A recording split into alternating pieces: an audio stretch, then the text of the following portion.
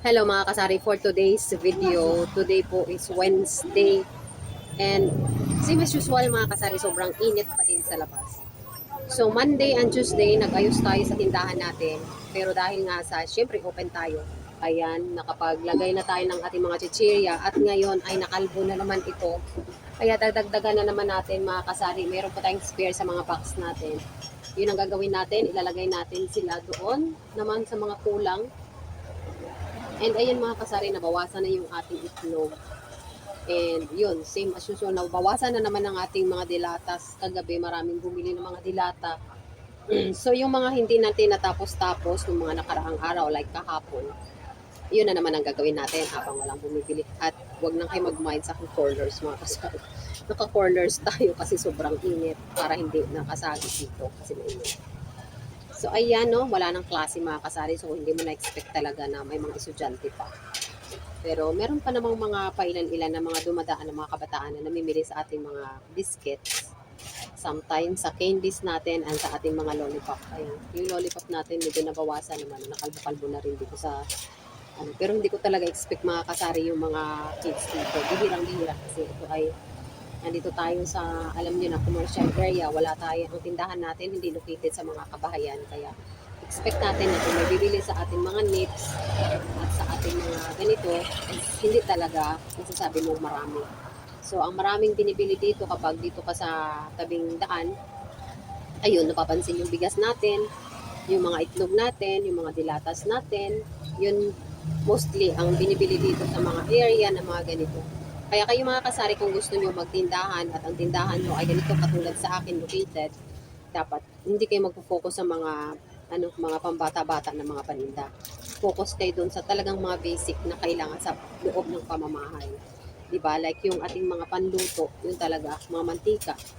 Kapag nandito ka sa ganitong area, yun ang dapat meron ka. Mantika, bigas, itlog, dilatas, mga ganun. At kung sipag-sipakin ka pa, pwede mong dagdagan ng mga gulay-gulay, mga ganun. Mga frozen foods, ganun ang mga kailangan kapag dito ka sa mga ganitong area mga kasari. Kaya yung tip ko, kung sino yung gustong magsari-sari store sa inyo dyan, at ang yung nakuha nyong pwesto ay kagaya dito sa akin. So yun ang pinaka the best na mga items na meron kayo sa inyong tindahan. Yung mga basic, yung panloob ng bahay. Ayan. So, ang isang sari-sari store naman mga kasari, masasabi mo, talagang sobrang trabaho. Pero kung ano naman, yung parang type mo magsari-sari store, parang it's either ang iba kasi nagsari-sari store kasi gusto nila may libangan sila. May potato fries mo pa. Mm, Ang ano daw red. red. So ayan mga kasari, medyo may batang bumili, naghanap ng potato fries.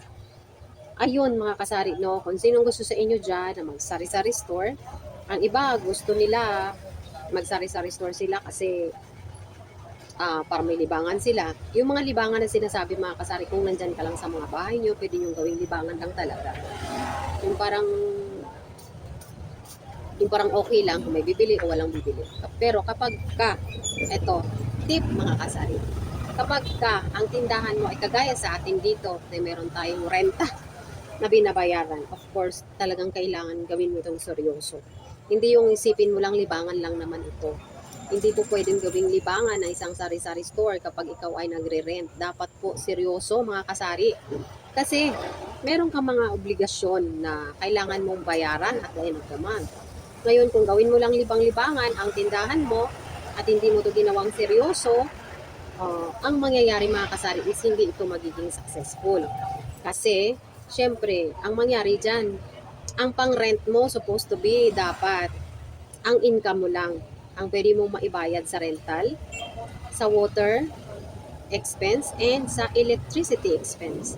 Dapat yung mga tatlo na yan, dapat mga kasari, nakukuha yan sa income mo sa tindahan mo. Like yung mga bayarin mo sa mga permits, kung meron kang permit ang tindahan mo. Of course, may permit talaga mga kasari dapat kapag ganito yung area ang tindahan mo. So, saan mo yan kukunin? Hindi mo yan pwedeng kukunin sa iyong puhunan. Dapat kukunin mo yan sa iyong kita araw-araw.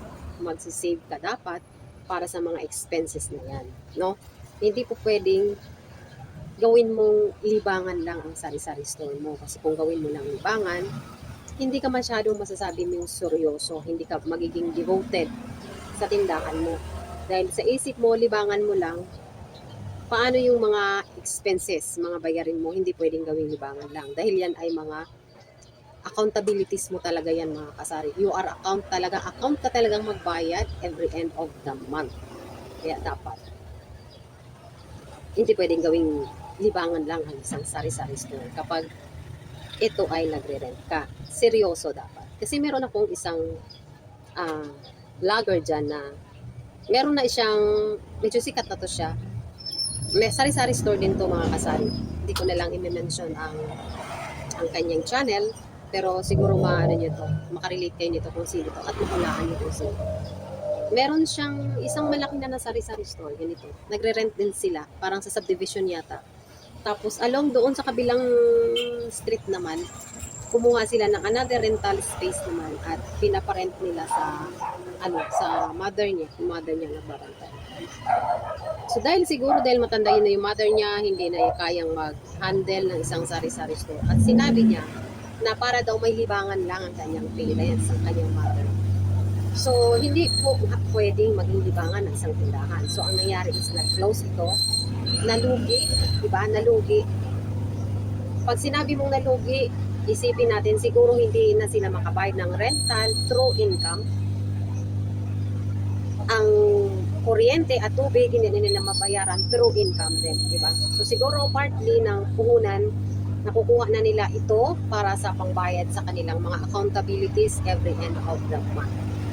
Dahil sinabi nila na gusto lang niyang bigyan ng tindahan ang parents niya, ang mother niya, para may libangan ito. So, from the word libangan, hindi mo po pwedeng gawing libangan ang isang sari-sari store, especially kapag ikaw ay nagre-rent, mga kasari. Kasi kung nagre-rental ka, of course, you have the responsibilities every end of the month. And kailangan mo talagang kukunin ito sa iyong income. It's not into your capital, dapat sa iyong income every end of the month. Dapat po talaga, when it comes to sari-sari store, it should be taken seriously, mga kasari. Serious talaga. Kasi kung hindi ka magseryoso, kapital mo na ang maibabayad mo sa mga expenses mo every end of the month, diba? What about your daily food, daily needs, diba? So, dapat sa income talaga. And it should be taken seriously again para ang iyong tindahan ay magiging successful. So, that's all for today's video mga kasari. Short videos lang ito.